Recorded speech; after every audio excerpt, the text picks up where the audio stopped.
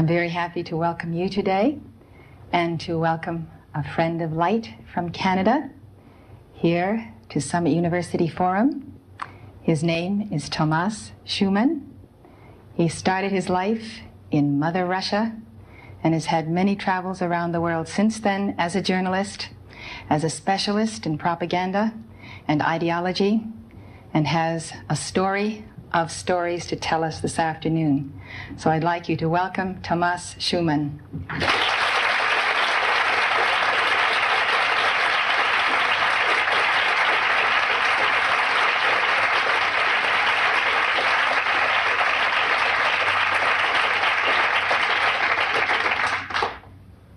Would you like to be seated? We're all very eager to get to know you because we already feel that you are a part of the world movement of forces of freedom, of which we consider ourselves a part. We're very happy you've consented to speak to us on an impromptu basis, and we'd like to hear about the beginning of your beginnings, your education and training, and career in the Soviet Union. I was born in a military family. My father was a high-ranking officer of the Soviet Army General Staff, inspector of land forces, stationed outside of USSR in every quote-unquote brotherly country or liberated country of the world. I graduated from Oriental Studies Institute, affiliated to Moscow State University, in 1963. I started working with Novosti Press Agency, the biggest propaganda and ideological subversion organization of USSR, which is directly under KGB. Ostensibly, it's a public news agency. Novosti in Russian language means news, but there are no news. It's mainly propaganda. My first job was a translator with Economical Aid Group in India. We were building refineries and other industrial projects in public sector, socialist sector of India. My last job was press officer of the Soviet Embassy in New Delhi. I defected in 1970. Landed in Canada, worked for several years as a producer of Canadian Broadcasting Corporation, overseas service in Russian language, similar to Voice of America. Then I was teaching at University of Toronto, Political Science Department, McGill University, Slavic Studies, and School of Journalism, Ottawa, in Carleton University in Ottawa. Last year, I joined a small Russian language publishing house here in Los Angeles, and now I'm a political analyst for weekly Panorama newspaper. Tomas, tell us what you did at Lumumba University in Moscow and how they trained the brightest of emissaries from the third world countries. Lumumba University language instruction was my so-called extracurricular activity, which is usually given to Soviet young communists as a non-paid job to prove loyalty to the party. I was instructing students from Asia, Latin America, and Africa before they entered an ideological indoctrination class. It was mainly Russian language instruction, after which the students usually join 2-year or 3-year extensive course in Marxist-Leninist ideological indoctrination, plus their own subjects of their choice, medicine, physics, chemistry, whatever. If after 5 or 6 years studying, they are proven to be, well, flexible, loyal, cynical enough to follow the Soviet foreign policy, they are being transferred to a KGB school for a period of 2 years, after which they are being dispatched back to their native countries and become so-called sleepers. The word originated from sleeping. For several years, they sleep in their own countries doing nothing. Sometimes they're pursuing their own careers, become lawyers, doctors, teachers, taxi drivers, barbers. And they spring into action after many years of destabilization of their own countries as Soviet agents. Therefore, all of a sudden, you discover well-established lawyers in a country like Nicaragua, who are, for some strange reason, are bitterly against quote-unquote American imperialism and idealistically for Soviet Marxist-Leninist imperialism. I see. I'd like you to tell us about your own training as a journalist and how you came to be a propaganda expert in the services of the KGB. I joined Novosti Press Agency before I graduated from the Oriental Studies Institute, where I studied Hindi and Urdu, two languages of Indian subcontinent. Urdu is the language of Pakistan and Hindi is the language of India. The journalistic part of my training was ordinary journalism, mass media, communication theories and studies.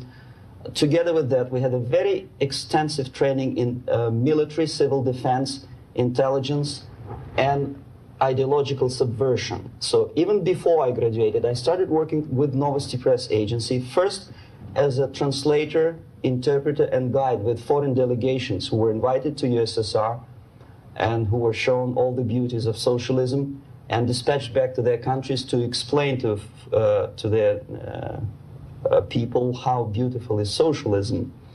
My role was directly linked with KGB activities of brainwashing and psychological assessment of these guests. If they showed any sign of flexibility, which means they showed that they were recruitable, I passed them over to professional KGB recruiters, and from there on they were actively being involved in ideological subversion and propaganda, both in USSR and in their own countries. Now this activity in India led to your eventual defection. And I'm wondering, considering the dangers and the risks and the entire picture of your life, what made you decide to defect and how did you effect your defection? Well, decision of course was very painful and difficult. But on the other hand, I didn't have any illusions or allusions about the Soviet system and communist or socialist system. It's the most rotten and unworking system in the world. Some people call it state capitalism, socialism, centralized planning, whatever. It doesn't really matter what kind of name you attach to the system. Basically, if you're a religious person, it's a devilish, satanistic system which appeals only to the most primitive, negative side of human nature. The basis of that system is denial of private property, human dignity, and personal responsibility, and of course any religious affiliation of a human being to God as a supreme being. My dissatisfaction, disillusionment, if you can call it, because I never was illusioned with the communism, started as early as from age 6, I guess.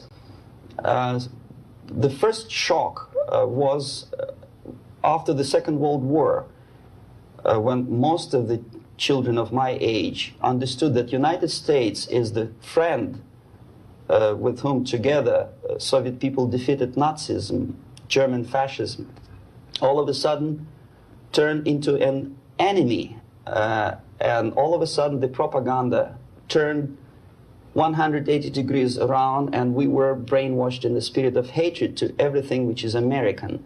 But how could you explain to a child of 6 years old who owes his survival to American spam, condensed milk, egg powder, and things which you probably people never remember because nobody eats them these days, spam meat, you know what I'm talking about?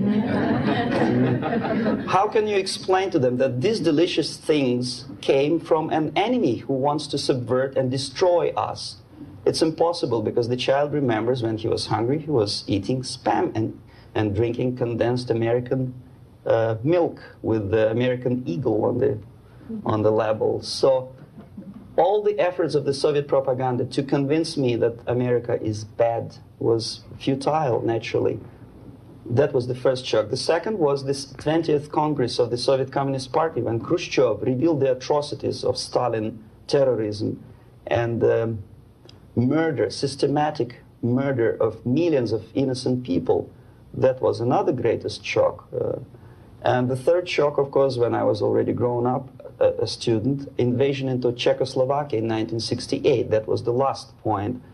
And when I was in India, acting as a Soviet official, a Soviet diplomat, I understood that sooner or later I have to defect and to explain what exactly I was doing in India. I fell in love with that country because At that time, this country didn't do any harm to any neighbors, least of all to the Soviet Union. And yet, we did so much harm to that country that I decided to defect and explain it, first to Indians, then to American politicians, intelligence communities, and media. Unfortunately, I didn't have much success because my stories were treated with a great skepticism. I was called paranoid, McCarthyist, fascist, Cold War maniac, and other names which I don't want to mention here.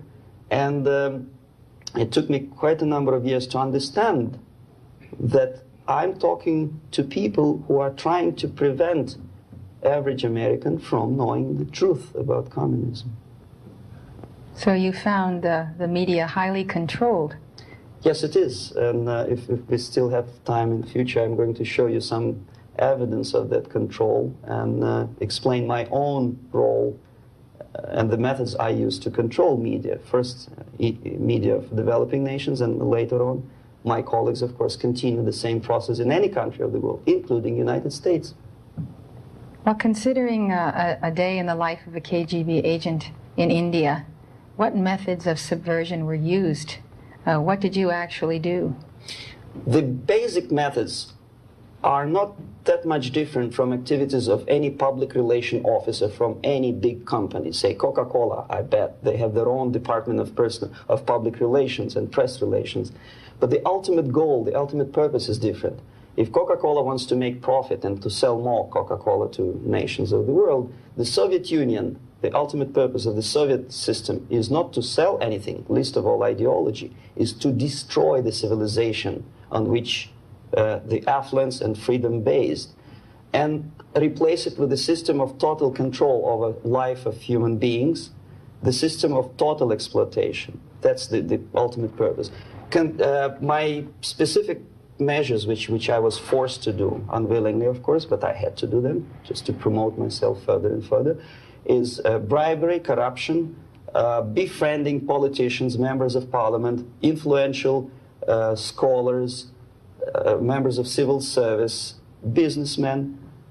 In other words, anyone who has anything to do with shaping of public opinion in the interests of the Soviet foreign policy. That would include a long process which sometimes is unnoticeable to an average person. It's a long-term process which is called ideological subversion. It's unnoticeable as movement of a small hand of a clock. You know it's going around, but even if you watch it intensely, you don't see the movement. The eventual result is befriending these people and trying to get them involved in the activity in the interests of the Soviet foreign policy. At what point and how did you walk away from the Soviet system in India? The immediate impulse, when I learned that the Soviet embassy, Department of Research and Counter-Propaganda, of which I was a deputy chief, is engaged neither in research nor in counter-propaganda. It is a department which is compiling information of private nature on individuals divided in two groups, good boys and bad boys. The sympathetic people were promoted in media and public life. The people who were opposed to the Soviet foreign policy were blackwashed, blackmailed, and destroyed, first morally and sometimes physically too.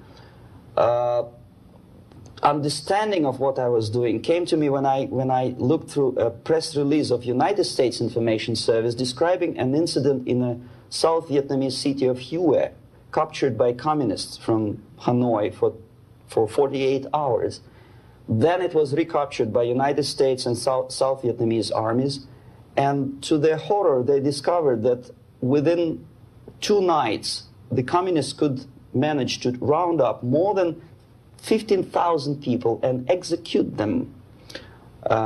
Most of these people were either sympathetic to United States or to the Western culture, or directly involved in activities supporting United States President in South Vietnam, agents of CIA naturally, even barbers because they know too much. They were executed, and United States intelligence couldn't figure out how could they possibly do it in such a short period of time. Later on they discovered, they found out from several defectors that long before communists occupied that city, there was an extensive, omnipresent network of informers who knew exactly the addresses, the names, the whereabouts of each individual who was later executed. When I turned to my own files, I discovered that basically that information exists in my department. So it doesn't take much intelligence to understand what I was doing in India. I was compiling information. Comes revolution, these people would be executed. Indirectly, I was involved in a criminal activity, in mass murder. I decided to defect and explain it to Americans, and the response I already described. I was called a paranoid. But I decided to defect and try nevertheless. So how did this take place the day you defected? You got up out of bed, you got dressed, and what did you do? This is another long story. It's virtually impossible to defect in India simply because Indian government, under pressure from the Soviet government, if you can call them government, I don't call them government, I call them junta. They adopted a law as early as in 61 or 62, after Stalin's daughter defection especially. That law states that no embassy, no foreign legation on the territory of Indian Republic has the right to extend political asylum to any defector from any country, which is it's a masterpiece of hypocrisy. No other defector but a Soviet one needs a political asylum. If you are a Canadian or American, if you want to be nasty to your own government, the maximum you can do is just to pick up a phone and make a dirty phone call to your ambassador. Buy yourself a ticket and get lost. What happens to a Soviet defector under that law? If I knock a door of United States Embassy, by that law, the American diplomats have to turn me back to the Indian police, and Indian police takes me directly back to the Soviet embassy. And that's the end of my defection. So knowing that perfectly well and having contacts both with Indian police and American media corps, I understood that the only way for me was to disappear for a while, and the best way I discovered was to mix with a group of hippies. Mind you, that was the time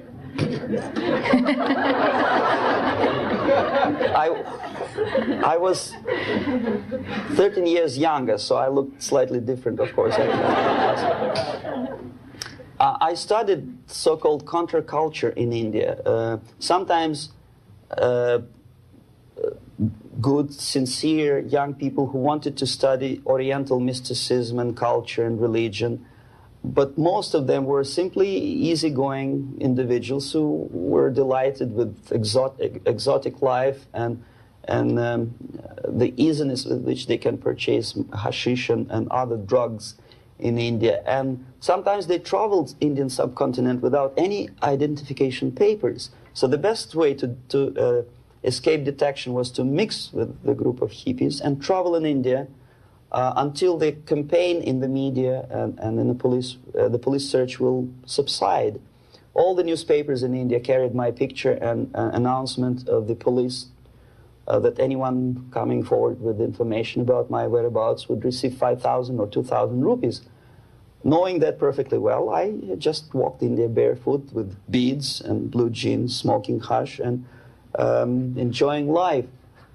Until I found sympathetic journalists who smuggled me from India to Greece. Mind you, that was a military dictatorship at that time. Then only I approached American CIA, and they helped me to land in Canada as a legit, ordinary immigrant.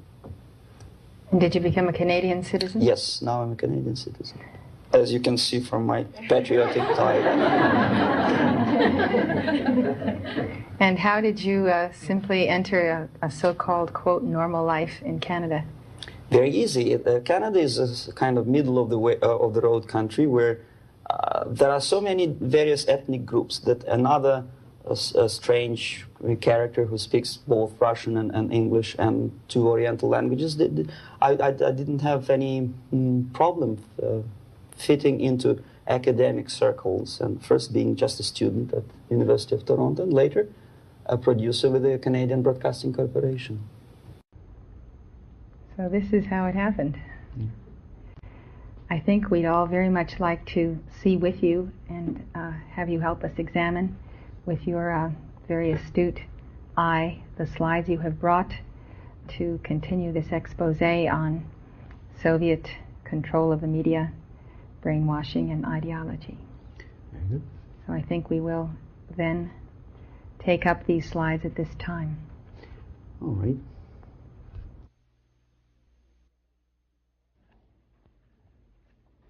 Okay, I'll start with a short explanation. I'm going to show you some slides now. The things that you're going to see, there's nothing new actually. They're reproductions from various media organs in the United States, USSR. Probably you see these pictures 100 times a day. I'm going to give you a different viewpoint on the same things, same facts that you see, and probably don't take much trouble to understand and think what you are seeing. I don't know if you heard my introduction. I'm an ideological subverter, yes, from Russia. Okay. Okay, it's the idea of showing the slides to you is just to provoke questions in your mind, and later on, if you still have patience with me, I will explain how exactly the system of ideological indoctrination and subversion works.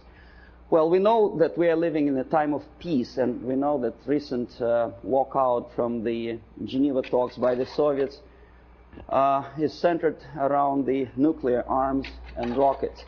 We don't see much about the Soviet preparedness, a Soviet viewpoint on the military strategy. Well, this is a selection of pictures, only pictures. Confucius said that one picture tells more than 1,000 words.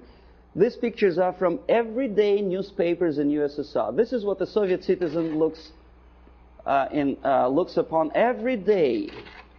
Basically, this is a militaristic spirit, pictures of foreign delegates observing the rockets passing the Red Square. The idea of invasion, unlike in the United States, is not being criticized by the Soviet media at all. On the contrary, it's being forcefully encouraged from the age of, say, 5 or 6 years, 6-year-old. Every Soviet student or schoolboy has to go through military training. This is a picture from a special military school where young kids, well, maybe 4 or 5 years old, are being trained to be future officers of the Soviet army. That's what they do when they grow up. These are the Soviet sailors, Navy officers in a foreign country. We criticize a lot American presence in foreign countries, but we never criticize and we never pay too much attention about these planes landing with ammunition and firearms in, say, countries like Ethiopia. These are the pictures in Time magazine which probably you've seen and then forgotten about it. These are the Soviet tanks on foreign territory. Are there any protest demonstrations in Los Angeles or New York City? No. These are the Soviet military advisors. Nobody tells them, Russians, go home. How it starts, the media obviously plays a great role. This is a political cartoon from a Western newspaper. You see, it was published sometimes after the Second World War. These 4 columns of peace, pay attention to whom they are being erected. Roosevelt on the left, Churchill on the right, and Stalin in the middle. A peacemaker, Stalin. Okay, this is another thing. Chicago Tribune, January 1945. Destiny's Child. New Year, 45, is born. Look who is looking with love and affection. Churchill, Roosevelt, Chiang Kai-shek, and Stalin. And this is how the Soviet media describes Churchill as a warmonger. Искусство, Moscow, 1951. This is how the Soviet media presents American militarism linked with Nazism. This is how the Soviet media illustrates South African colonialism, not much different from a political cartoon in New York Times or Los Angeles Times. As a matter of fact, almost similar. Growth of inflation due to military expenses. a political cartoon from Pravda newspaper. It could be published as it is in Los Angeles Times. Nobody would wonder. NATO is criticized by the Soviet media, but so it is by the American media. Law and Order, justifying the former military criminals. This picture. This is what there's a number of books which I selected in an average university bookstore. Most of them are left-wing propaganda. Erich Fromm, May Men Prevail? The Indochina story, of course, from the viewpoint of left. Lenin's work, How to Deal with Communists, by a former ambassador to USSR. Marx and Engels, Lenin, Herbert Marcuse. The Communist Movement. These are the books which are included in the list of reading for an average student of political science department in any college of Canada or United States. These are the books which are on sale in United States and Canada. Soviet propaganda. These are the booklets and magazines published by Novosti Press Agency, for which I worked for 12 years. No restriction for these booklets. I found them on the campus of Toronto University. Half of these books I edited myself when I was working for Novosti in Moscow. This is a very interesting thing. It doesn't say much unless I explain what it is. These are the seals attached to crates of books imported from USSR to Montreal. As you can easily see, the seal is unbroken, which means that the customs in Canada didn't bother to see what's inside. And as I know from my personal experience, we used to import machine guns AK-47 and ammunition through India to Bangladesh in exactly the same crates, signed printed matter to Dhaka University.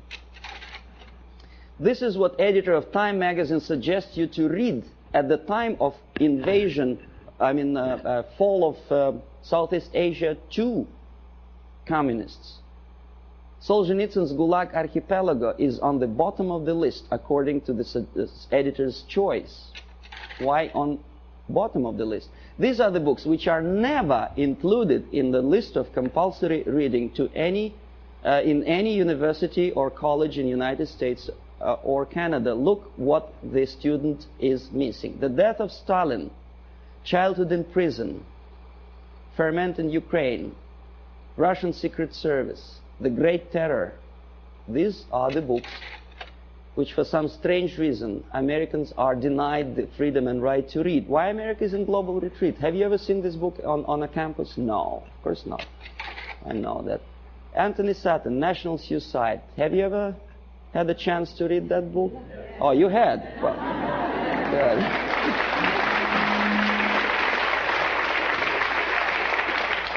This is another very interesting thing. A description how drugs penetrate into Western society originated in communist world. For some strange reason, that textbook is never included in the list of compulsory reading for students of political science or international affairs. This is the book written by a former member of Communist Party in Czechoslovakia, explaining the tactics of subversion.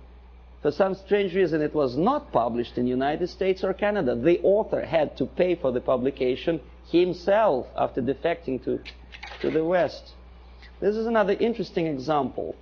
Exoneration and Ultimatum, written by Richard Romer, a science fiction novel about invasion of the United States into Canada to expropriate the oil and natural gas resources in that neighboring friendly nation. Why it took invasion, I don't understand. 51% or more of the companies are already belong to the United States. In Canada, as probably you know already. Who is the author? Richard Romer is a dynamic and dedicated exponent of the needs of potential. And so anyway, he's a friend of Pierre Trudeau, a former military officer. And what he writes is something that Andropov probably would be very happy about. He describes a situation when the only thing that saves Canada from United States military occupation is a call from Andropov to the President of the United States threatening him with the reply or with the military answer to an invasion of Canada by United States. And this is written by a close friend of Pierre Trudeau, a politician, a former military man. Why? Is he a paranoid or am I a paranoid? These are the three books published almost simultaneously, sometimes in the middle of 70s. CIA and the Cult of Intelligence. CIA Diary by Philip Age and the KGB by John Barron. I tried to buy the KGB, but it was not in the bookstores of Canada or United States. The previous two books on the left were. This is the author of the most anti-American book, The Defector to the Communist Side, Philip Age. He is alive. Nobody is threatening his life. Nobody is poisoning him with the poisoned umbrella. This is, you know who? He is criticizing CIA for developing a gun to kill communist agents. And he tries to present it as a crime on behalf of United States Intelligence Agency. Why is it a crime? To defend you from the communist agents and to develop a secret gun, which is silent, is a crime. Is there any logic? I don't see any. This is the fellow who also criticizes the United States CIA for developing technical means of bugging USSR embassies on the territory of United States. Why not? I don't see any reason why not. But Mondale obviously does. He knows better. These are the authors who published lists of American agents stationed all over the world. They are alive. They actually made quite a lot of money in that publication. And this is the victim. The chief of CIA in Greece was killed when the book of the previous two Americans was published. This fellow is dead. The other two are not. Siberia in 1971 was visited by a group of politicians from Canada. And this is the report about that visit.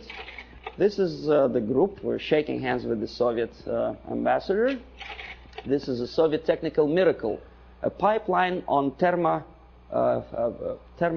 or something. In other words, what Canadians were doing in early 60s is presented to Canadian public as an achievement, a great technological achievement in USSR.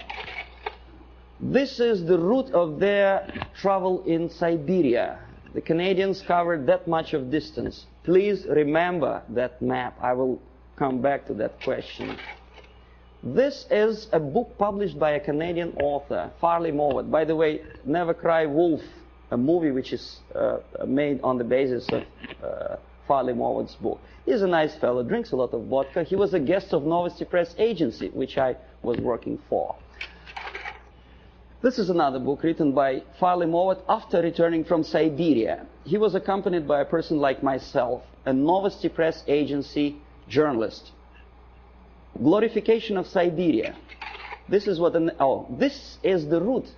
I promised you to come back to that map, which Farley Mowat, a Canadian progressive writer, covered when he was in USSR. This is what he makes Canadians to believe Siberia looks like. It does, of course. Baikal Lake is a very beautiful natural phenomenon. A nicely dressed Soviet Eskimos or Chukchas, I don't know, some ethnic minorities, friendly talking to each other in fluent English.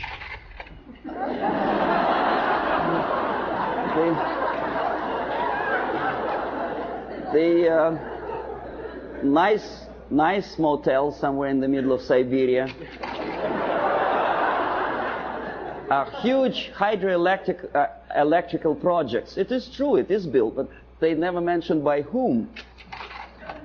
And this is what I eventually wanted to show you. These are the two routes. First one in red ink by Canadian government delegation. In blue ink by the author Farley Mowat, accompanied by Novosti Press Agency. The black dots are locations of Soviet concentration camps. These people were shown the places where the slave labor is being used by the Soviet government, if you call them government. I call them junta of mass murderers. But there is not a single mentioning, not a word, that those beautiful electric stations were built by slave labor. This is what Canadian reader will never see in the report by Canadian politicians or the progressive writer Farley Mowat. You say, well, that's Russia. This is not a kindergarten. This is a prison for children of prisoners. These are the houses. If an American contractor would build a house like that, I think he will end up in jail. But this is what is being shown to some naive foreigners as achievements of Soviet technology. Naturally, if you follow the editor's choice and advice, you will never understand that the description, the most detailed description of Soviet concentration camp system is put on the bottom of the list. You say, well, maybe in USSR, the concentration camp is nothing surprising. Well, this is a concentration camp in Southeast Asia, in Cambodia. Same thing. Slave labor. This is what happens to slave laborers when they don't obey the orders. They are being executed, not by firing squad, because bullets are too expensive, by shovels, crushing skulls. This is the victory of communism for you. This is what happens to their children. And this is the originator of this slaughterhouse, Cambodian Premier Pol Pot, during interview with Time magazine. Very nice, plump, fatherly image. You are made to believe that Holocaust happened during the Second World War is something that may happen again. It may. But the originator of it may not necessarily be the Nazis. We don't have any Nazi submarines roaming around the shores of the United States and Canada. We have liberation forces. That's what Holocaust. This is happening right now after the so-called National Liberation Movement. This is a still from a movie, Holocaust, a television production.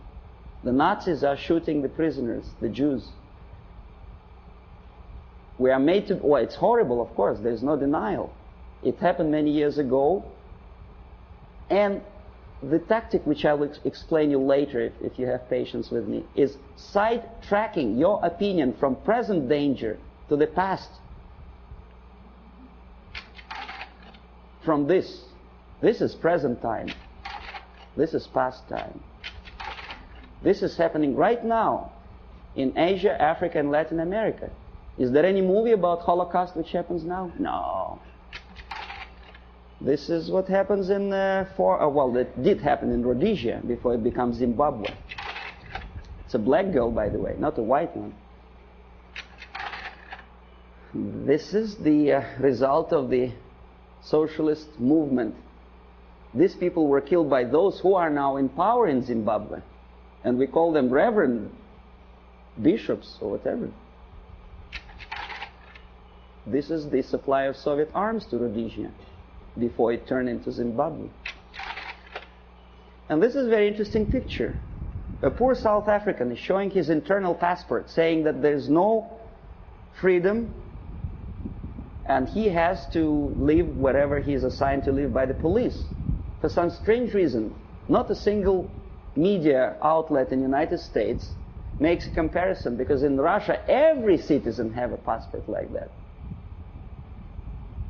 And the Asian ethnics in USSR do not have the right to live in those areas which are designed for the whites, and the other way around. But we are getting emotional about this passport. Why not about Soviet passport? The answer is flowing in the wind, how they sing in the room. Okay, the feeling of guilt. Open any magazine. There are lots of pictures like that. Hungry people asking for your dollar. Donation. Think about it. Emma De Leon has no one else to turn to except you. See how many pictures? I collected them within 1 week. And who helps them? Rock stars. Through United Nations, UNICEF. And how they use this money? They buy arms.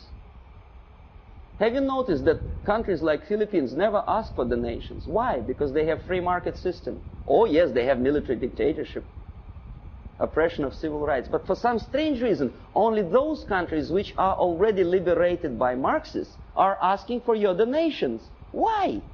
And when they get these donations, will you be my friend? This is what Time magazine wants you to think. If not, the implication is this is what's going to happen. Kolwezi, when white miners stationed in this small country, African country, were murdered by so-called national liberation movement. This is the result. Raped and murdered after your donations. And who is supporting these movements? Of course, United Nations. Okay, we'll come later on to the question of semantic manipulation. Everybody knows that United Nations is not united and it's not nations, but we continue to call them. I don't know how many people notice the striking similarity between the emblem of United Nations and emblem of the USSR. You think it's coincidence? The symbolism is obvious, unless you are blind, of course. Yeah. And the creator of the United Nations Charter is an American, Alger Hiss, standing next to Comrade Molotov, sitting there on the left. We know he was a Soviet spy, but he's at large now. Alger Hiss, he's a lawyer, a respected citizen of the United States, a former Soviet spy. Well, you know, this guy is Daniel Ellsberg. He published secret papers of Pentagon. Why not of Soviet military-industrial complex? He's a respected citizen of the United States. Dr. Spock, Agony of Vietnam. I forget what's his name. Oh, yeah. How many men has to die before they understand I don't remember the lyrics of the song, but it was a very impressive song. When I was a Soviet student, I almost cried when I listened to that. And I thought, my God, what a nice fella. John Baez, very nice couple of kids. Jane Fonda, she was crying on location in Vietnam, beautifully filmed by American Hollywood filmmakers. What is she doing now? Did she ever defend both people? Did she say a word in defense of Vietnamese? Or say about horrors of coming out of this? No, she's busy preaching the health or whatever. And also, she takes part in demonstration against South African racism. Not about this. And not about this. This is liberation movement warriors. Jane Fonda didn't say anything about that racism. A black killed by blacks simply because he is anti-communist. That's just a symbolic picture. Okay, now next thing, I'm going to show you some slides which are also nothing sensational, but may provoke some questions in your mind. Maybe not.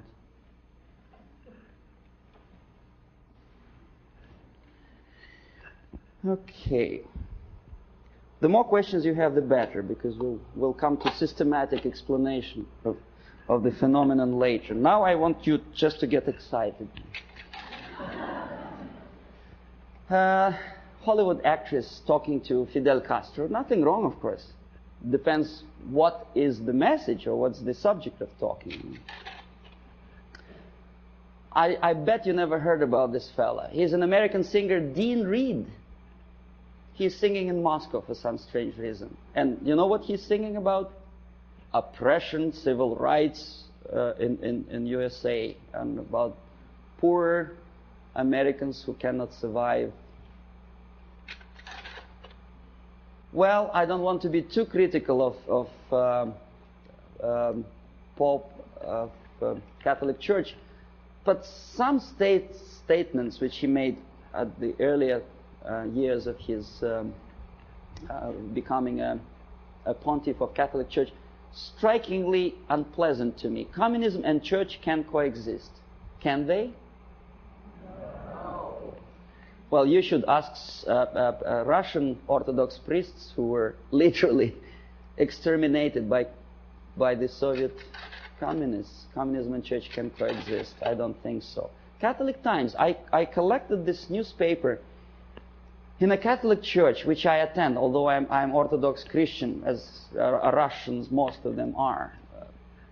But I do come to Catholic church because my wife is a Catholic, so I don't see much difference, because God, I suppose, is one. So Jesus Christ is also the same, which church, whichever you go. But Christians and socialism is something that doesn't really appeal to me. I don't know how about you. Social justice central to gospel, is it? I never heard about it. Join with Marxists? It's from the same newspaper. And that's how they joined with Marxists. Nicaragua, before Sandinista came to power. A priest with machine gun behind his back. And the machine gun, of course, Kalashnikov, if you know anything about machine guns. Okay, then there are some strange deviations from religious path.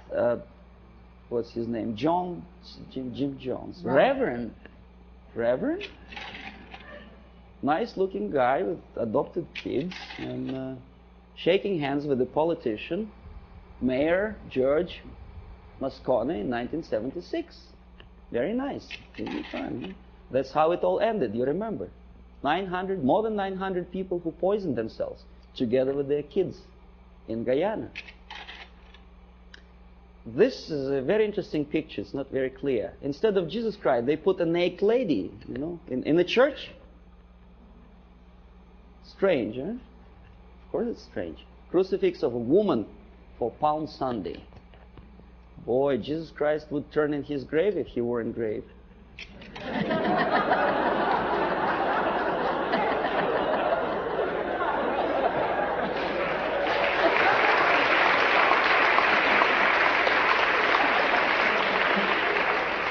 Now this is something that also indicates some strange occurrences within the framework of organized religion. In Struggle, a paper with hammer and sickle, published by a Canadian group of Trotskyites, very dynamic, extremely radical group.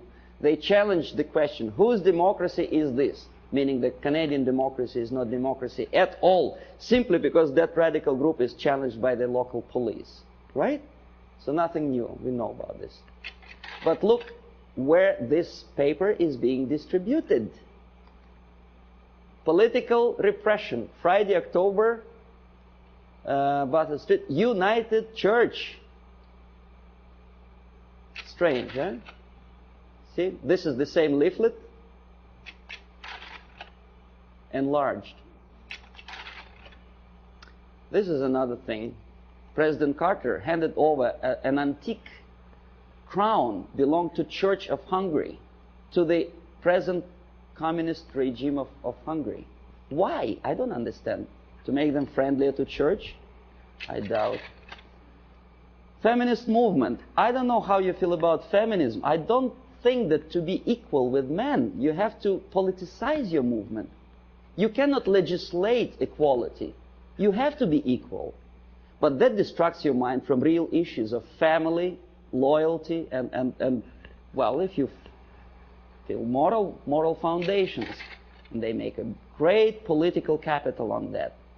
First Lady of the United States sitting to some kind of, I forget what her name was, exposing her tits to the media. I mean, this is, and by the American media standards, this is something normal, acceptable.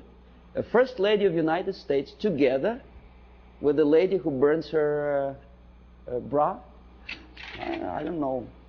Well, ladies in the army, of course, I don't know what's your opinion. I never heard about girls in the Soviet army, especially in the infantry force, simply because when they have period, that may create a problem for invasion of, say, Afghanistan.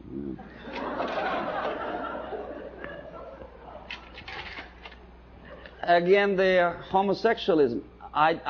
To be honest, me personally, I don't like the idea of homosexuality. I think it's unhygienic. But homosexuality in the army, making heroes of them, gays on the march? Why? Why to have copulation in a natural manner deserves a public opinion, attention, and a political force? Why to politicize something which doesn't belong to politics at all? In the Soviet Union, we have a joke: don't mix politics and prostitution. They are already mixed. We know perfectly well, the medical science proved that homosexuality leads to distortion in human psychology. This fellow killed 15 kids after molesting them sexually. We know that most of the agents who were recruited by KGB, including McLean and Guy Burgess, were homosexuals.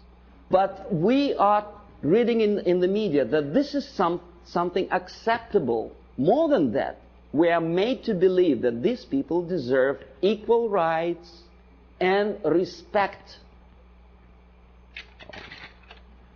Well, that again is a debatable question, whether to like or not to like certain type of music. Me personally, I don't. These two nice ladies, one is younger, the other is a little bit older, both of them wanted, for some strange reason, to shoot President of the United States, defending the environment of the United States, the green trees and vegetation. Why it takes death of United States President to defend the environment, I don't understand. If you do, please explain.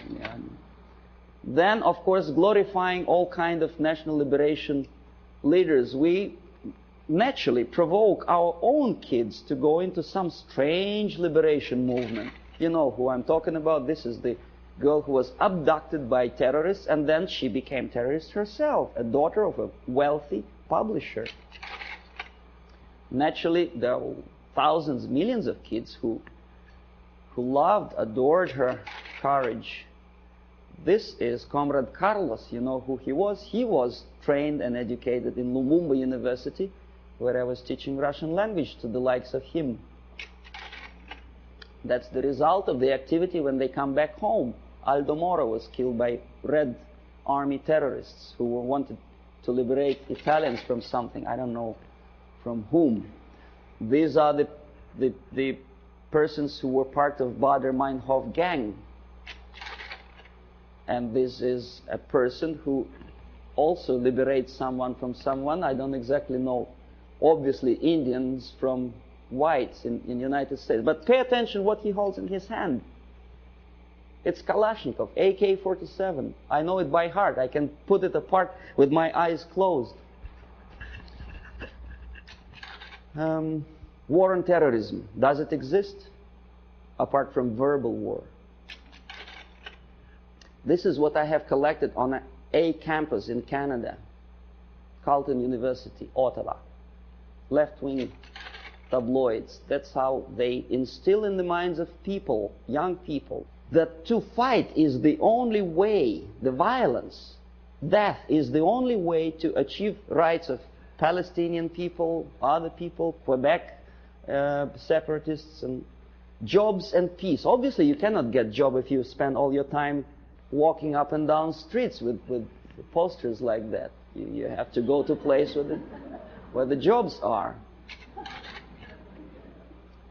And of course, to find a job, the most unsuccessful way to find a job is to read papers like that. Don't feel like working. This is something another. This is a Playboy magazine. Probably you heard the story about Larry Flint, how successful is he to attract attention of media and public opinion by doing crazy things, getting involved in court case of the car manufacturer. Why he wants to do it, I don't know, but what he does attracts some strange mass attention. Playboy magazine makes jokes about Russian sex. That's the image they want to present to American people. But they don't explain to American people that the process of demoralization is not a question of joke. This is Portugal after socialists came to power.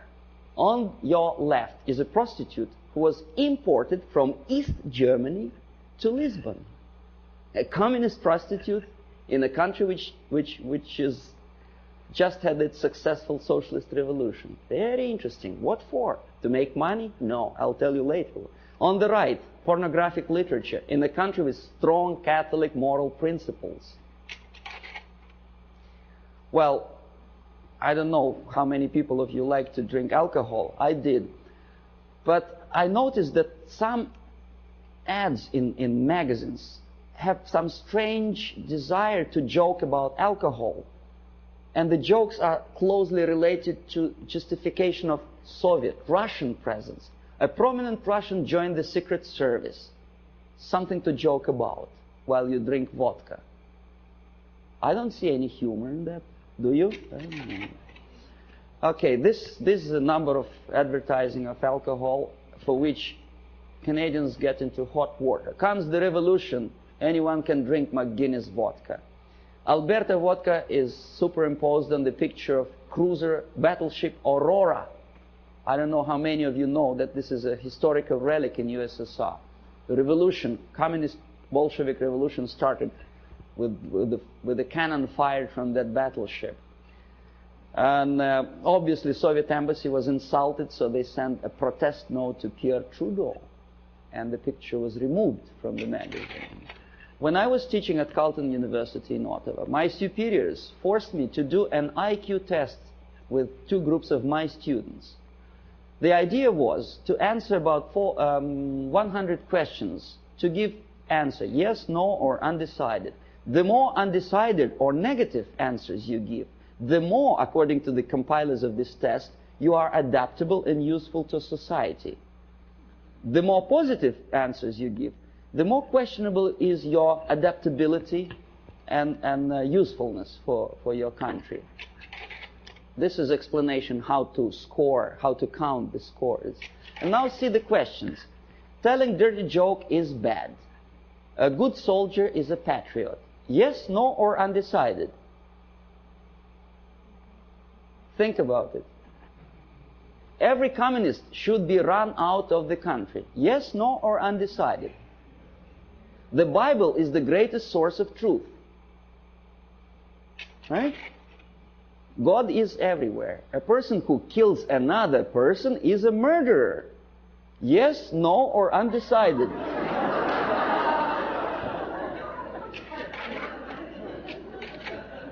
Okay, now, if you don't believe me, let's come back. See, I want to repeat you once again the conditions of the scoring.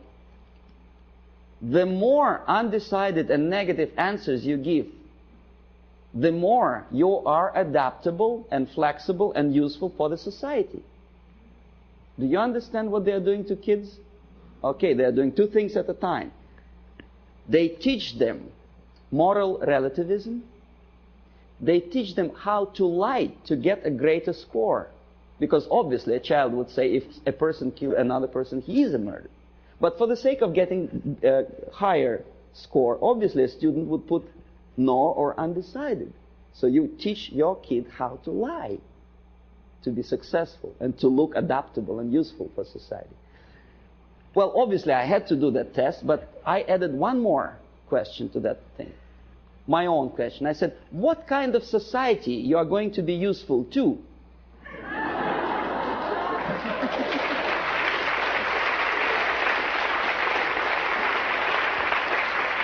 And most of my students give me an excellent answer. They say, a society where there is no moral principle, no respect to God, love, family, and working ethics. Very simple. They are not that stupid. Here we are. Comrade Brezhnev. Now, this is the picture from a Soviet magazine. Obviously, Soviet media tries to project their leaders in the most respectful way. Very impressive, very fatherly, very serious person. There is nothing surprising. What else is new? Of course. But this is Time magazine, an American magazine. The caption is not quite clear, but it says basically that Comrade Brezhnev doesn't give interview to Time magazine. The message is clear. He's a positive, caretaking person. He's too busy to take care of the world problems and economical problems in Russia. It's a very humorous caption. But nevertheless, the impact, if you are not quite concerned about politics, what is your impression about this nice gentleman? Nice, smiling, tired, well. And this is how media presents your leaders.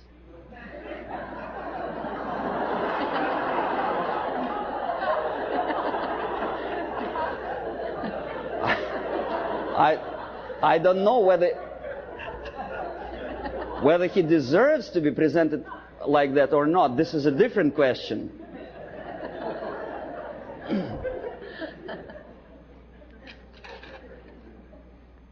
This is Prime Minister of Great Britain about 10 years ago, together with Beatles. You may or may not like Beatles. Me personally, I don't like them. But a Prime Minister of a country together with entertainers. The Queen, Her Majesty Queen, knighted Beatles, a highest honor which previously in all times was given only to the most deserving patriots of the British Empire, was given to a bunch of monkeys.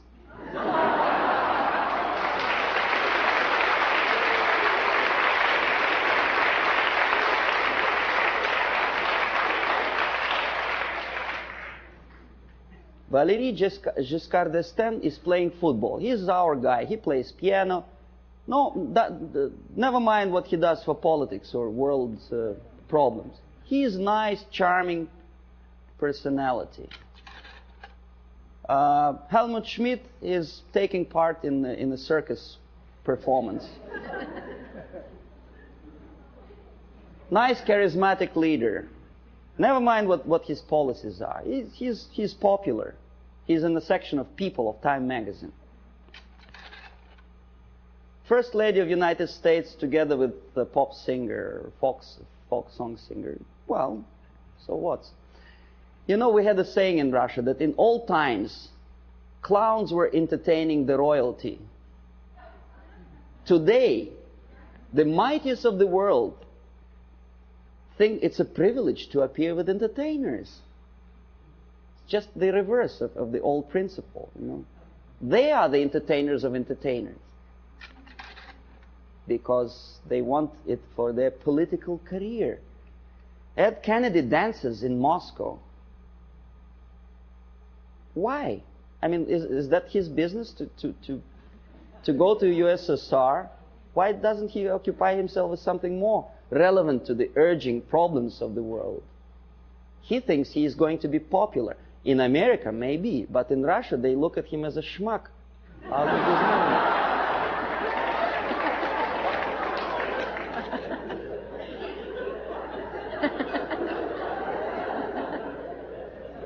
Senator McGovern is talking to a gorilla somewhere in Africa. Not the gorilla monkey, but a young member of National Patriotic Movement. The movement which is indoctrinated by the Soviets, armed and paid for. He thinks he's smart and he's something to admire. I bet the guys who are standing behind don't think this way at all. Well, Kissinger just by mistake is here. Would you buy a second-hand car from this?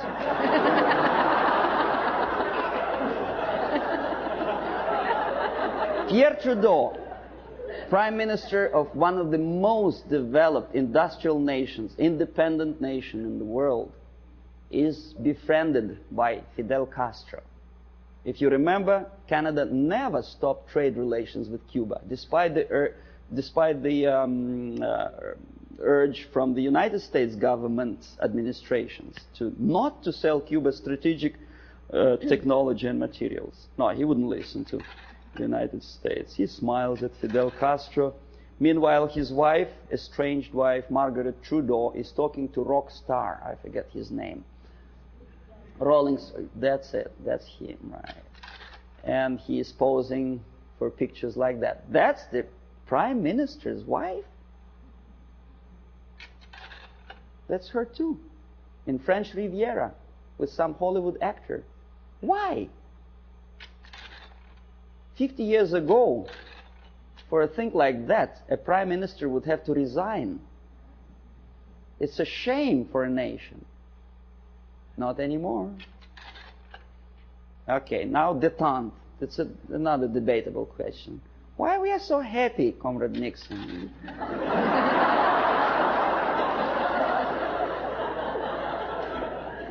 What is so funny, I would like to ask. Yeah, smile again. Why? He's standing next to a mass murderer, and he's smiling. Why?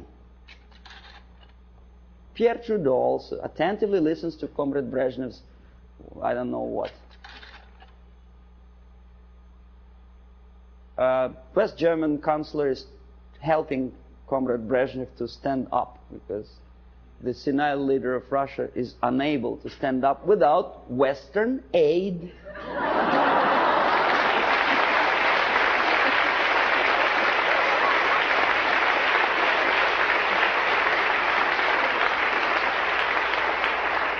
Well, you may say, well, it's West Germans. They're too close to Russia. Probably they do it just in case.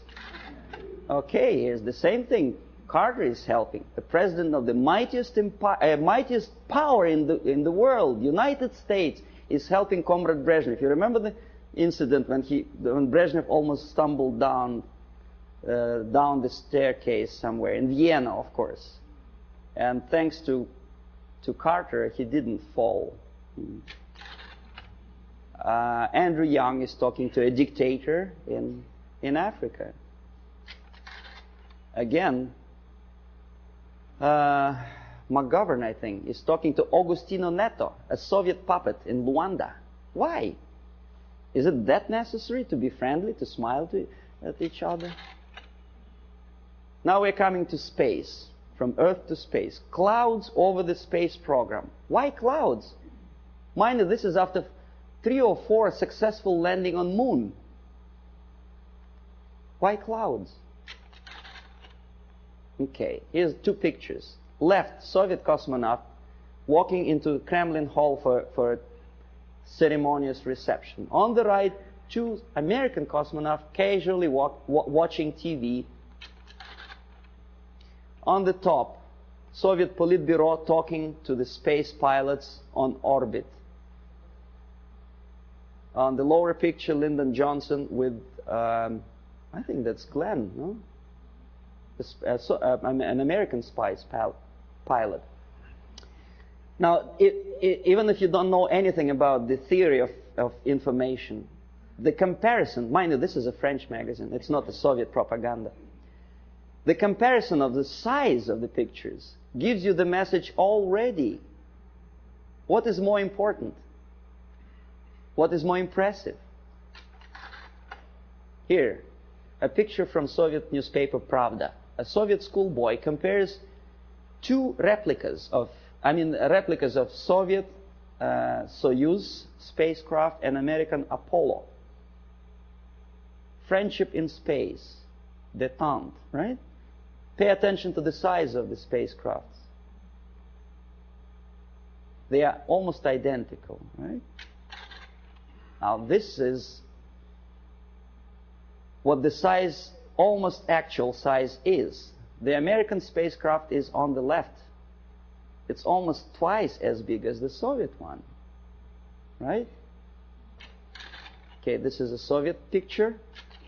This is an American picture with true sizes. Okay?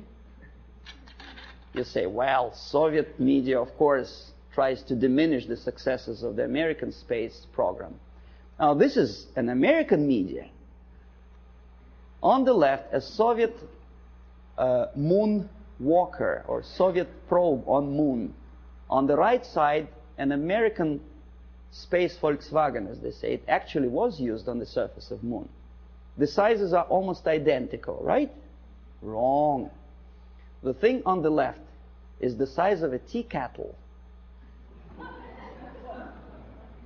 In other words, about 100 times smaller. But Time magazine does not explain it to the readers. An average person in the United States has an impression that the junk on the left is as important and as successful as the masterpiece of technology produced by American mind and ingenuity. Okay, you remember Skylab? There was a time when it just about to fall down on the United States or any other country. And the Pentagon was very worried. There were pictures, there were discussions on TV. Some strange characters even started joking about it. See the Skylab target. A lot of emotions expressed about the failure of United States Skylab. A lot of bitter opinions were expressed about the unnecessary spending on space research. But when Soviet nuclear-powered satellite fall on the territory of Canada, there was no protest demonstrations. There were nothing like that. Nowhere in the world. Ask yourself why. According to some information, this was not a satellite at all. It was a flying atomic bomb. Canadians spent something like $15 million just to find the junk on their own territory. Thanks God it fell in inhabited areas of Canada, in Northwest Territories, where only penguins live. But what if it fell on Toronto? A flying nuclear bomb? Oh boy. But no protests. Here, Soviet ambassador Anatoly Dobrynin happily looking at the linking of American and Soviet spacecraft. In where? In American Grounds Control Center. This is a picture from Time magazine. This is also a picture from Time magazine. Soviet citizens are watching the same moment, linking of spacecraft. Think about it. Compare. Here, happiness. On the right, American representative of the NASA and Dobrynin, very happy. That's how ordinary Soviet citizens think about the farce in space. They understand perfectly well that linking spacecraft in space is just a fake. It doesn't mean anything. Look at their faces. They are sad. A dream was realized. Was it worth the price? Pessimistic question, right? After all the successes of American space program, the media tries to instill in your mind a doubt, pessimism. Why? Oh, this is a frog. I don't know how much you know about frogs. I'll tell you that a frog can see a mosquito only if it moves across the area of its vision. If a mosquito quietly sits on a grass blade, the frog doesn't notice it. That's the attitude of American media. They do not notice problem unless it moves, and moves close to Hilton where they station.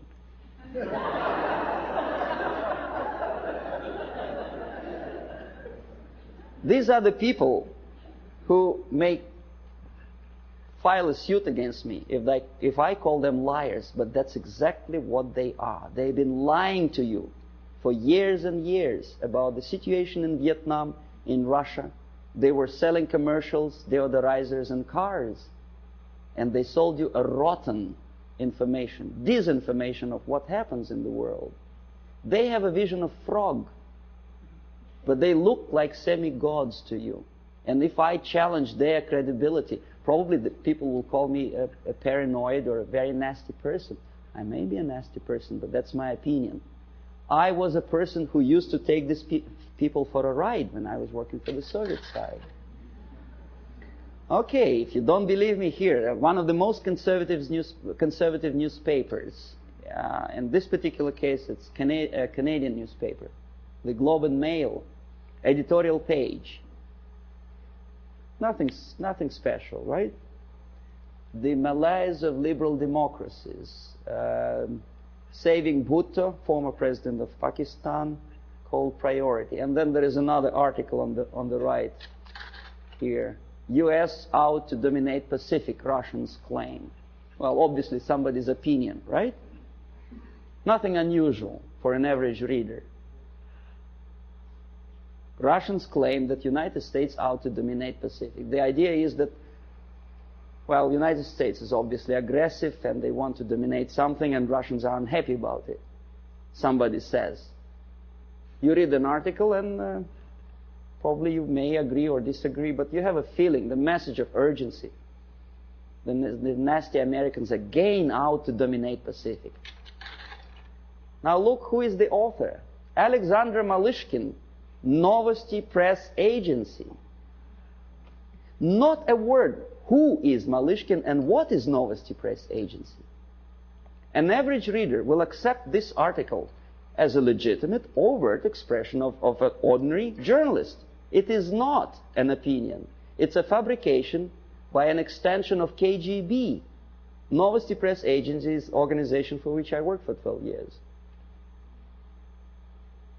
This is highest example of dishonesty and disinformation. Just one line more would explain to an average reader what is that he is reading.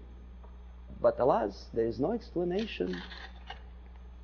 Now this is the monument to Mother Russia in former Stalingrad. Now it is Volgograd. The statue is designed to instill feeling of patriotism and I don't know what else.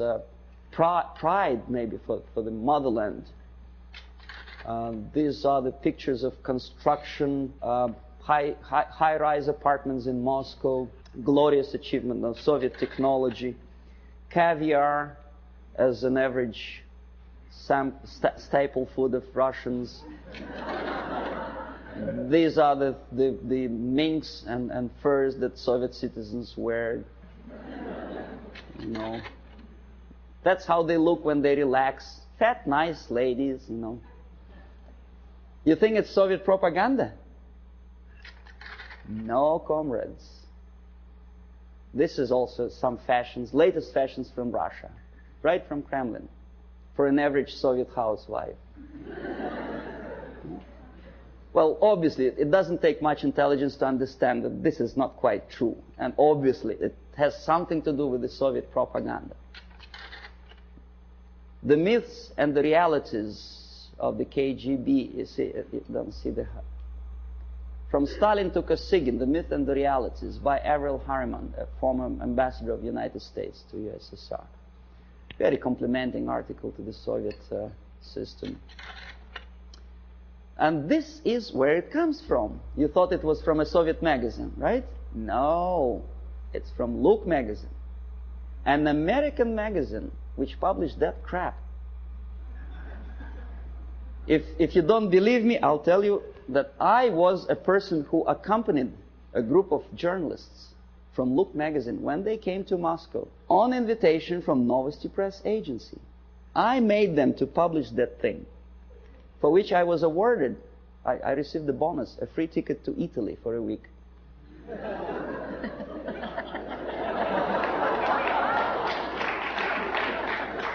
Now, this has looked like sheer high-class idiocy, but unfortunately, this is exactly what happened. It didn't took me much effort to convince the Americans, to tell the American journalists from Look magazine, to bring back this magazine, to dedicate the whole issue to the glorious anniversary of Soviet Revolution.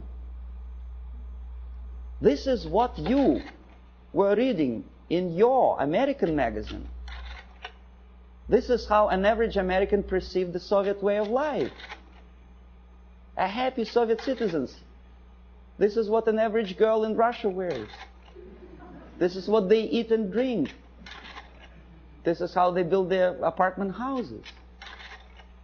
And this is how they're fiercely patriotic. Amazing. Anyway, so I will explain you how it all happens. The last two pictures I will not comment. I want you simply to look close into these eyes.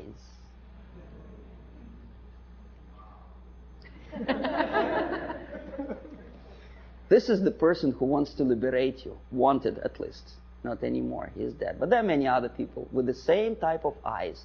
If I were a deeply religious person, my answer to that picture would be, these are the eyes of a Satan.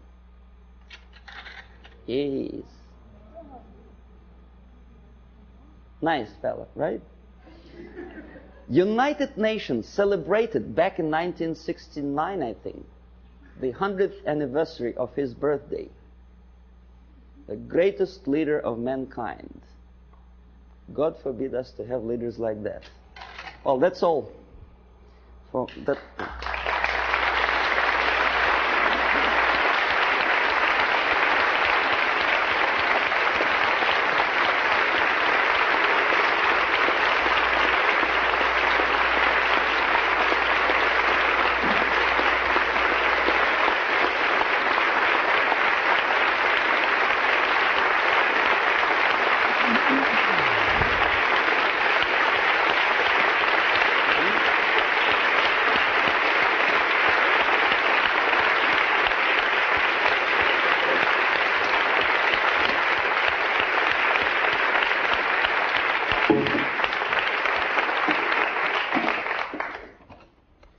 Tomas, you have inspired our students with a deep determination to become expert writers, communicators, and speakers to expose this lie of the murderer and his murderous intent in the United States. And we thank you very, very much.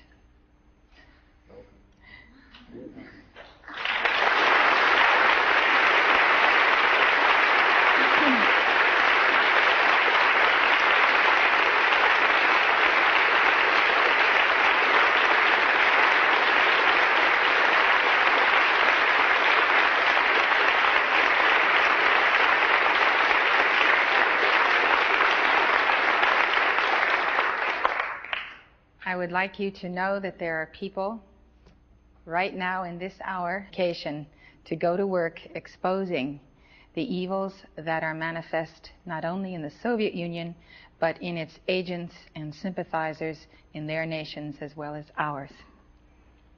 I'm very happy to hear. We will return now to our subject and our discussion.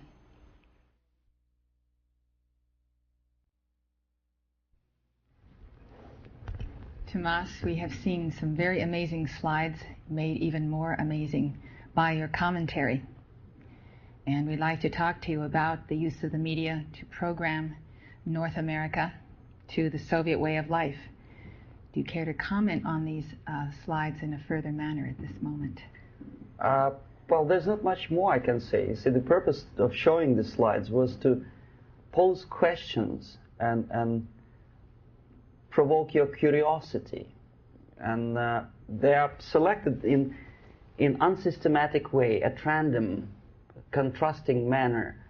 And then, if we turn later to this system and methods of indoctrination, you will understand how all these things and facts fall into a very interesting pattern in the system which was taught to me, instructed during 6 years of my studies at the Oriental Languages Institute in Moscow, and later with Novosti Press Agency. So there's not much I should add to what I already said about those slides. They're just random selection of various pictures and reproductions, most of which probably you have seen already in Time magazine, in various newspapers, and you didn't have enough time, or maybe you were not in the mood of thinking about what you are seeing. So I gave you a little push towards the final subject of our discussion, ideological subversion. Well, if the Soviet Union has no original creativity in technology, they have become masterminds at psychology. Exactly. Yes. Just how successful do you think the film The Day After will be or has been in fanning the fires of nuclear freeze movement, pacifism, defeatism, and the better read than dead school of thought in the West? I think it was successful, and until and unless there'll be follow-up to that movie, it will remain as an open wound in the United States, as a scare tactic, which in this particular case, I'm not sure whether KGB paid for production of that movie or not, but it's totally irrelevant. What is the most important, unless after seeing the tragic sequences of the nuclear attack, an American population is not explained what to do about it. If you still stop at that and let it be, obviously, this is the scare tactic, this is the greatest harm done to the United States by Americans, by American filmmaker. I bet Andropov and all his disinformation system could not possibly do that much harm to the United States. I think the film proves that he has done the harm so well that our own citizens take up the party line without even having to be indoctrinated. Exactly. That's the danger. When you see something obviously sponsored by the Soviets, you understand, well, this is propaganda. You may or may not agree with this depending on your background and intelligence and education. But here it's a subtle approach, playing on the most sensitive strings of your soul, appealing to the most basic instincts of human nature, survival. But there are no answers how to survive. I think it should point up the fact that communities and groups and churches should be preparing themselves. I hope that is a message, a very positive message, instead of disarmament to come from it. Well, obviously, disarmament is not the answer, simply because some people naively expect Andropov to blush out of shame and reduce the number of warheads. It doesn't happen this way. We are facing unresponsive, irresponsible group of people for whom nuclear war is not a theory, it's a practice, and the military strategy of the Soviet Union is designed to do nuclear war and to survive and possibly to win. And the children are taught this from grade school, and our children are taught that you can't win a nuclear war, and it's a negative training in the face of the Soviet children's positive training of their self-image as world liberators, which you showed us. Well, in America, civil defense is considered a bizarre joke, and as a program is virtually non-existent. What do you want to tell us about Soviet civil defense, how much time, energy, and money is put into it, and are the citizens of the Soviet Union being prepared psychologically for that nuclear war? Absolutely. I started my military training when I was 6 or 7 years old, when I entered secondary school. And I graduated in '63 after almost 15 years of continuous training as a junior lieutenant of reserve of the Soviet Army. And psychologically, every Soviet citizen is well prepared for war, nuclear war. And technically, he is equipped with facilities and the knowledge how to use it in case of war or natural disaster. Doesn't matter. Survival tactics and survival methods are taught extensively in various manners. They are exposed to documentary movies about nuclear war. They know the technical data of radiation or contamination of air and land. They know the organizational patterns of civil defense to such an extent that even if there is no nuclear attack, even if there is conventional warfare, each individual at a certain time knows exactly where to go, what to do, where is the shelter, whom to call by telephone. which is not the case, unfortunately, in the United States. I think if a bomb, ordinary bomb, maybe a stink bomb is dropped in the middle of Los Angeles, most of the people will not die of atomic radiation. They will die of panic. They will run, and the traffic jams and the panic will kill more people than anything else. And where do they go? Is there any literature about how to protect an individual? Is the medical first aid treatment? It's not taught to kids in American colleges, unfortunately. We have a very serious survival program and awareness, psychological awareness, wilderness training, and first aid, and all of this that we've been doing for many years in our retreat in Montana as well as here. And we've pursued preparation of survival food since 1973. And so we, of course, we, of course, were not moved by this message of death on this film, and evidently the German people were not moved. The leaders who saw this film before they took the vote still voted to put up American missiles in Germany.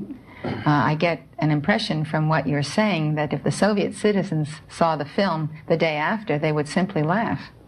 Most likely, yes. First of all, they would laugh how helpless and impractical are Americans. For example, there's obvious tension in the world. Television newscasts inform American family about happenings in East and West Germany. And only at the last moment they decide to bring the canned food down to the basement. It's sheer idiocy. Why not to have them in the basement at peacetime? Number two, there's very realistic picture of what happens when the first nuclear bomb strikes a big city, Kansas City, I think. And people start, a big panoramic picture shows almost an anthill when, you know, people are disoriented totally. That would produce laugh in Russia, because unlike that, Soviets know exactly what to do.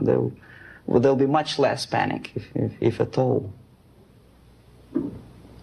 How does the Soviet Union use peace movements as a method of psychological subversion?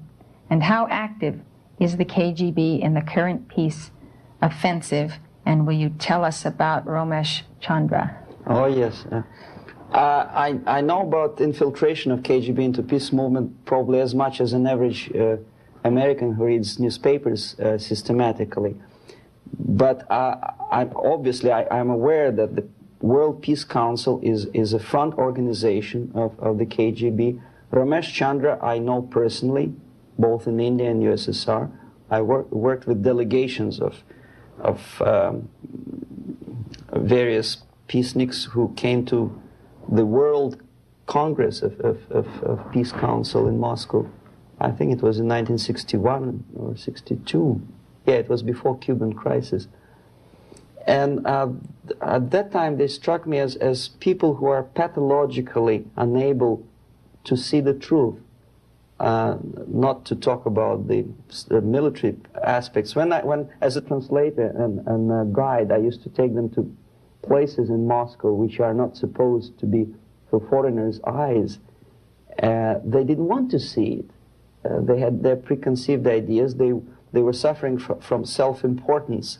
They thought it's a great honor to sit in the Kremlin, in the Palace of Congresses, next to a debile from Kremlin, and talk about peace as if that person from Politburo means anything in peace movement. Self-delusion is the most predominant phenomenon among these people. Ramesh Chandra is a very shrewd politician who takes advantage of naive, misguided, idealistically minded, sometimes sincere people. But he is, my impression is that he's totally sold himself to the Soviets. He receives his payments or royalties or whatever you can call it in the form of prizes. Of course, it's very embarrassing if you approach a person of his caliber with money, with cash, and say, "Here, Comrade Ramesh Chandra, there's money for your propaganda in the interests of the Soviet Union." It's very unpolite. So instead, the Soviet Union creates artificial international bodies such as Jawaharlal Nehru Peace Committee, which consists of various progressive leaders, writers. Sometimes they're known figures and philosophers, educationalists. Sometimes they probably feel that if there's no other possibility to express the desire for peace, at least there is some legitimate overt activity where they can express themselves. That's okay. And they think they are too smart not to see that part of it is Soviet propaganda. They think, okay, we are smart. We are not going to allow them to use us for propaganda purposes. This is wishful thinking, because after 5 or 6 visits to USSR, everything is paid by the Soviet government. After spending several vacations on a Black Sea coast in luxurious atmosphere with 2 or 3 nice girls, interpreters, lots of vodka and caviar, books published, vapid books which nobody reads in the United States, all of a sudden published in millions of copies in USSR in various languages. That tickles their ego. They think they're somebodies all of a sudden. It's difficult to resist the temptation. Ramesh Chandra is exactly that type of personality. He was approached at a very early stage, and he didn't have willpower and moral principles to resist the temptation, to resist the approach. And by now he's just a pawn in the game, high-ranking pawn, and if he is dismissed or dies natural death, there will be another, the line of people who would like to take his place. Yes, KGB takes very active part in the peace movement, and if these people were sincere as they say they are, they would start demonstrating in Kremlin, or I mean in Red Square, not in Washington, D.C., or in the Central Park in New York, or in Los Angeles. But they don't have courage, they don't have guts to go to Russia and protest against the nuclear armament of the Soviet Union. Therefore, I agree that they are misguided, but I think they are cowards. They are unprincipled, dishonest people. And there's no justification that they are misguided or poorly informed. It's their fault that they're poorly informed. There's enough information, there's enough possibility. In case of United States citizens, there's enough freedom to do what their consciousness should tell them to do. Go to Russia and protest against armament. It doesn't take much courage to take part in demonstration in Los Angeles. But if you're really genuinely concerned about peace, tell it to Brezhnev, tell it to Andropov, and we'll see how courageous and sincere you are. They don't do it.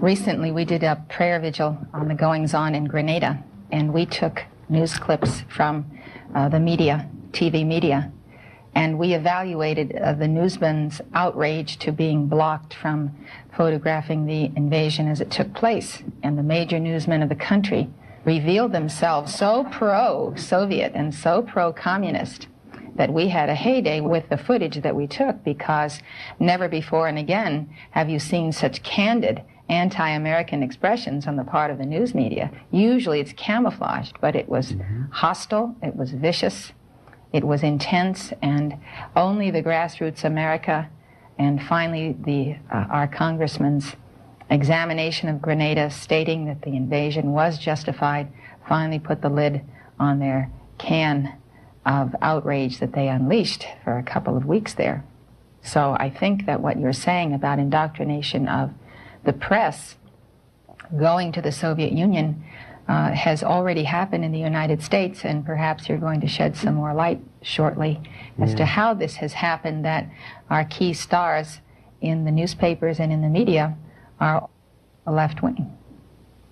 That's quite an experience to see.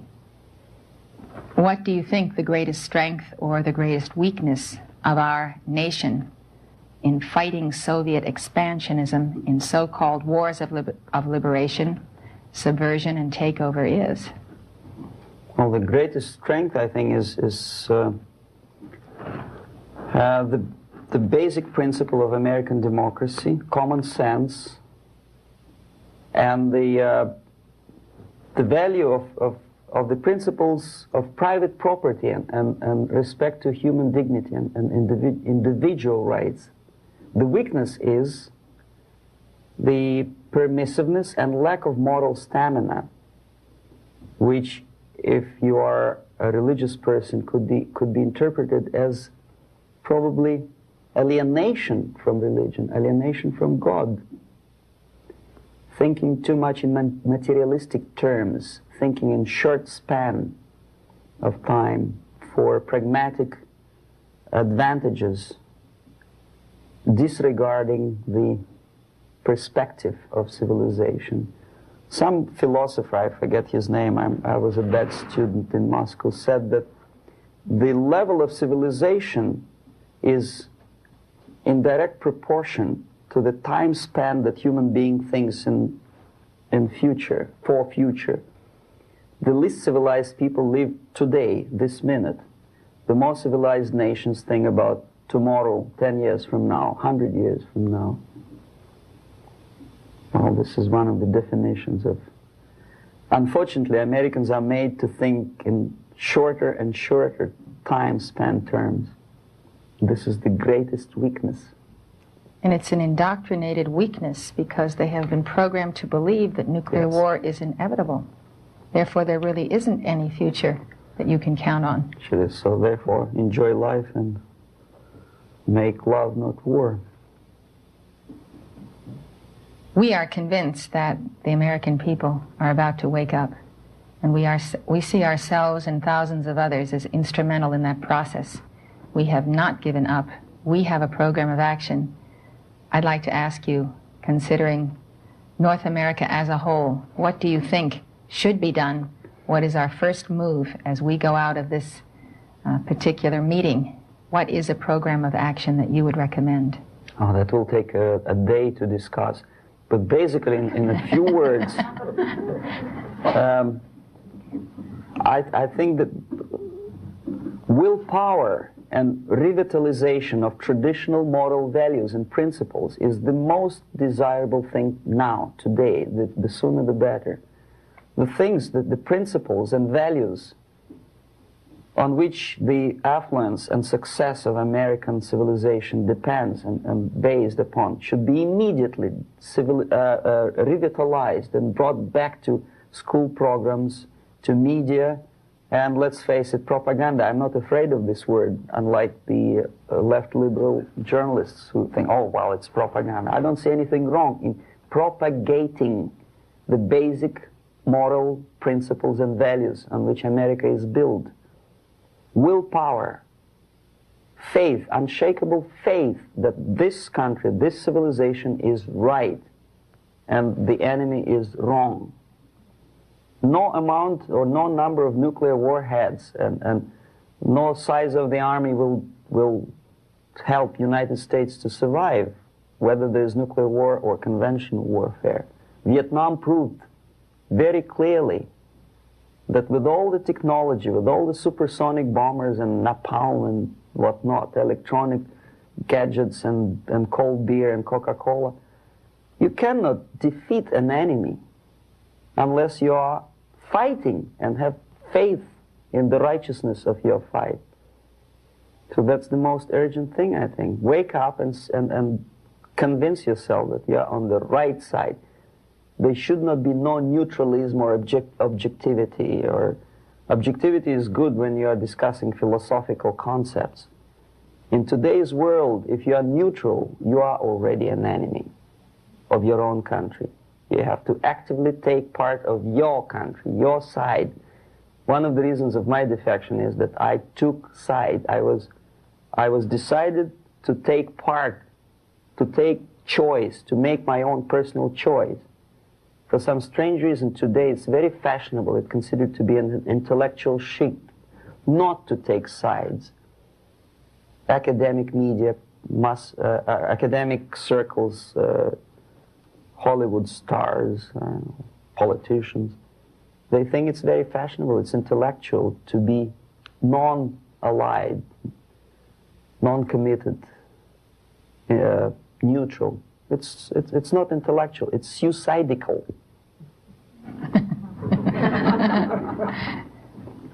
Suicidal.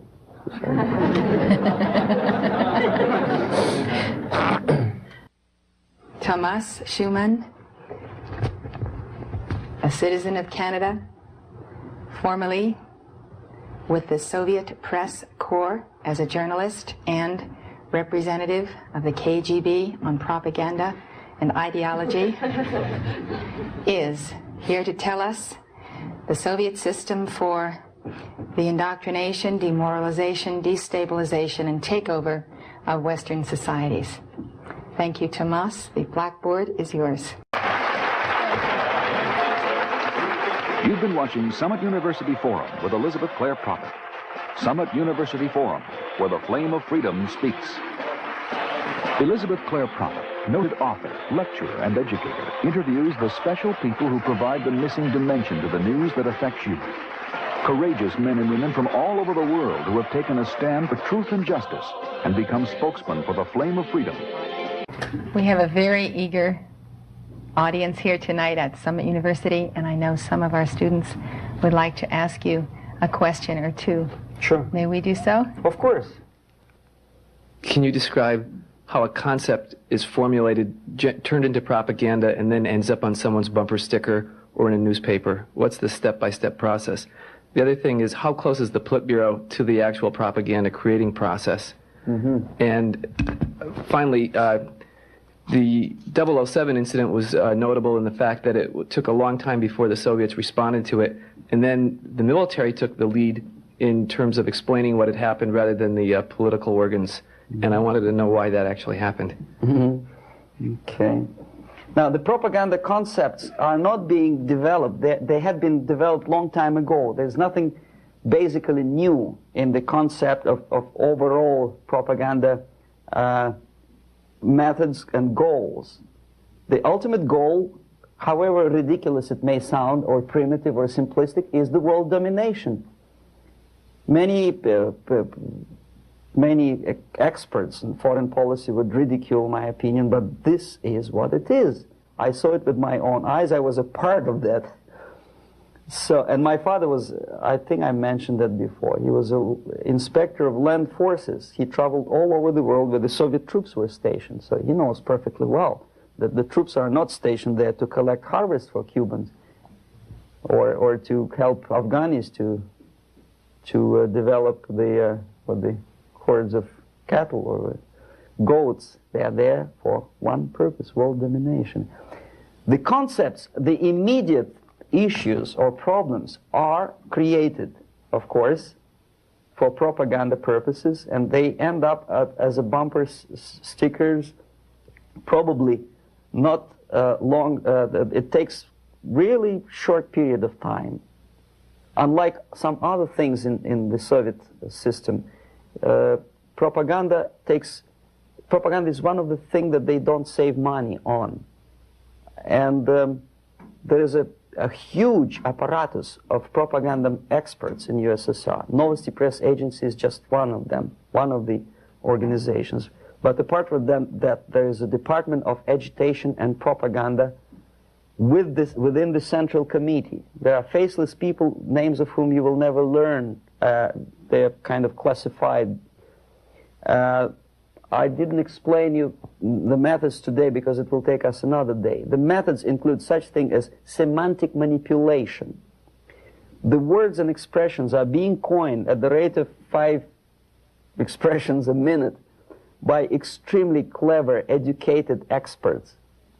And the media outside of USSR obediently repeats this cliché. I give you just several examples, not to take your time, not to bore you to death. Okay, I mentioned one thing, United Nations. The expression was invented by the Soviet propaganda experts, not by Americans. We know perfectly well it's not united, and it has nothing to do with nations. More than half of the delegations in UN do not represent any nation at all. They are disunited, obviously. The United Nations had not been able to solve a single military conflict. Nowhere in the world. They provoked war, yes, they took part in wars, but they didn't prevent expansion of communism, or they did not prevent a single war anywhere. So the true expression, the true term for United Nations could be disunited bureaucracies. Okay, another cliche which was coined in Moscow by experts of propaganda. National Liberation Movement. It's not national because most of the leaders do not necessarily belong to the ethnic group which they lead, number one. Number two, they are unpatriotic and unnationalistic because they obey orders from a foreign country, USSR. Okay? They are trained in USSR, they are paid by the Soviet system, and they work in the interests of the Soviet system. Liberation, whom they are liberating. Who is being liberated? And movement. Movement, we understand, is something which moves, unlike something which is static. National liberation does not move. It's a war. If you call war a movement, probably, but it has nothing to do with the concept of movement in American terminology. It means a legitimate, overt, organized, voluntary movement, right? I presume your church or your organization is voluntary. Nobody keeps you here by force. Okay, National Liberation Movement is an army of bandits, professional bandits, which are kept within the framework of the movement by force. If they betray, it's like in mafia, they are going to be executed. Okay, another example of semantic manipulation is, free medical aid, for example. You think it's an American democratic expression. No way. The term was coined by the communists long time ago, at the time of Comintern. There's nothing free in this world. Everybody knows it. Least of all medical aid. It's a very expensive thing to render medical assistance to other people. Somebody, sometime, somewhere has to pay for it. Who? Taxpayer. Okay? Obviously. There are many other things that are being coined by the Soviet propaganda apparatus. Unfortunately, see, if I call myself a genius writer, for example, Los Angeles Times would not call me that, right?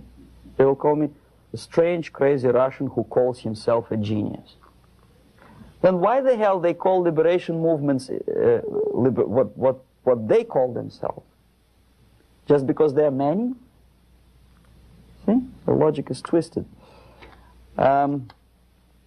The stickers on the bumpers, I don't know. It depends on the ability of local forces to tow the foreign policy.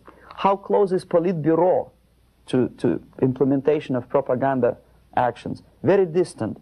See, Politburo is a group of self-imposed dictators. They don't really decide anything. The only objective of their existence and their life and their struggle is to stay in power. Unlike American politician who has two objectives. First, to be elected, and second, to be re-elected. The Soviet politician doesn't have the first objective. He does not have to be elected. He just makes his way in the party structure all the way up. Re-election doesn't bother him at all. So the only purpose of his life is to stay where he is and don't rock the boat. They don't make decisions. The decision-making level are the faceless group of experts, as I tried to explain to you.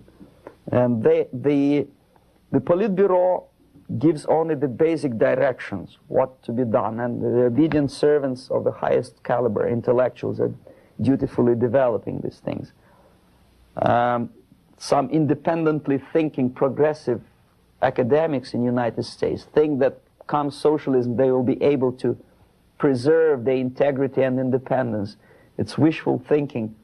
They will become obedient servants of the system that they are trying to force upon you. The Korean airliner incident, from my viewpoint, is not an incident at all. I believe it's a carefully planned and premeditated provocation. I'm not sure whether they did it. They killed 268 people just to get rid of Larry McDonald, but it's feasible. I wouldn't be surprised if they killed more than 60 millions of their own men just to implement rotten ideas of Marx and Engels. You know, what would 268 people matter? Second, it is not a military blunder, and the order was not given by military. Never a single military officer of the highest caliber will take responsibility to shoot a civilian airliner. My father was an officer of general staff of the Soviet Army. I know perfectly well what I'm talking about. No officer would take responsibility. He'll be shot tomorrow. Are you kidding? The order was given by a civilian, by party apparatchik of the highest caliber, and I wouldn't be surprised it was Andropov. In any case, Andropov knew perfectly well what went on. The Soviet power structure resembles a triangle, unlike a love triangle in real life drama. It's a hate triangle. The seats of power are party, Communist Party, the elite, of course, not the rank and file party, but the top of the pyramid. The KGB and the military, they hate each other, and each of them hate the other two. The most powerful is the party. This is the real power. The army and the KGB supposedly are servants of the party and the tools, the instruments of their power. But in fact, sometimes they are the power themselves. Andropov belongs to the most hated triangle, the KGB. My father hated KGB because he was military. Both of them, KGB and military, hate the party. Why? Because unlike in the United States, the party is the most adventuristic people. They want to invade countries. They give the orders for all kinds of adventures outside of USSR borders. They know perfectly well that comes war, they will go to bunkers and eat caviar and enjoy life, whereby military will burn in flames of nuclear war. Marshal Grechko was against invasion into Czechoslovakia because he knew that he will have to demoralize his army. And the first two divisions, after facing the reality and seeing that Czechoslovakia is not being invaded by Americans, will get corrupted. So you have to replace them with other two divisions.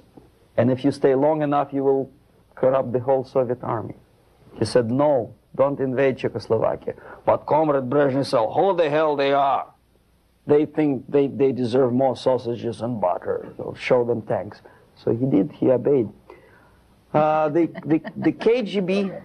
The KGB and the army sometimes are in cahoots against the party. The recent rumor that Andropov was shot by son of Brezhnev is an indication that the other two corners of the power structure were really sick and tired of the Andropov's KGB purges. You know, there were purges. Many people lost their jobs, and some were arrested, and some committed suicide in the span of some 10 months since Andropov was sentenced to power. So that gives you an idea of the Korean airliner incident is premeditated provocation to create an international tension, because the only power on earth which is interested in provoking conflicts and preserving tension is the Soviet junta. That's the only justification of them being in power. If there is no enemy outside, they have to create him. If there is no war, they have to provoke it, to scare the hell out of taxpayers inside, and to keep themselves in power. What do you think caused this airliner, this plane, to stray hundreds of miles off course? It's hard to say. I'm not an expert. There are so many theories. One of them is expressed by, I wouldn't say a friend of mine, but I know him. There's another defector, Nikolai Khokhlov, who defected long time before I even joined KGB. He was also a KGB in Western Europe. Now he teaches psychology in one of California universities. He thinks that the Soviet Union developed an ESP, would you believe it, system of influencing the perception and minds of people. And the generators of ESP willpower can be focused on individuals and groups of individuals so efficiently that you can literally focus that beam or whatever it is on a pilot or two pilots or three pilots and convince them that actually they are flying on the safe territory, so there is no need, you can convince them that there is no need to contact the ground-based station. And you can artificially draw the plane by brainwave into the Soviet airspace. Whether it is true or not, I don't know. But I know one thing, that when I was a student and I graduated from Oriental Studies Institute, one of my friends, he was an extremely intelligent Jewish boy. He graduated from the mathematical department of Moscow State University. After 3 years, I returned from India for vacation, and I met him in the during the reception at the Academy of Science, and I say, "What are you doing here?" He said, "ESP, which officially in the Soviet media is described as a pseudoscience and decadent capitalist gimmick to sidetrack the minds of proletariat from the real issues of class struggle." But obviously KGB takes seriously that pseudoscience. I know that everyone here has a question that he would like to ask, and I would like to say that we have so enjoyed having you. We can only say we'd like you to come again and continue to speak at Summit University, hopefully in the very near future. Okay. Everyone here wants to thank you with all of our hearts for this wonderful, wonderful presentation, and we bless you with all of our hearts too. You've been watching Summit University Forum with Elizabeth Clare Prophet. Summit University Forum, where the flame of freedom speaks. Elizabeth Clare Prophet, noted author, lecturer, and educator, interviews the special people who provide the missing dimension to the news that affects you. Courageous men and women from all over the world who have taken a stand for truth and justice and become spokesmen for the flame of freedom.